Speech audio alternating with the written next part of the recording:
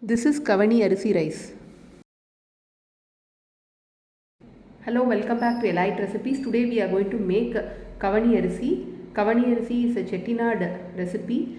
From small functions to big functions, at least for one meal they used to serve.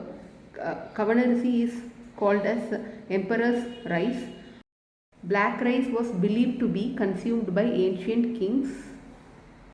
This black Kavuni Arisi is available in online offline market. Please try the recipe, comment, subscribe. Come, let's go into the video.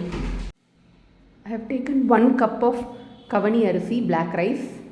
For 1 cup of Kavuni Arisi, 3 tumblers of water, 600 ml. Soak it overnight and pressure cook this for in sim 15 minutes. See, now it is pressure cooked. Add cardamom. See, it has to come in this consistency.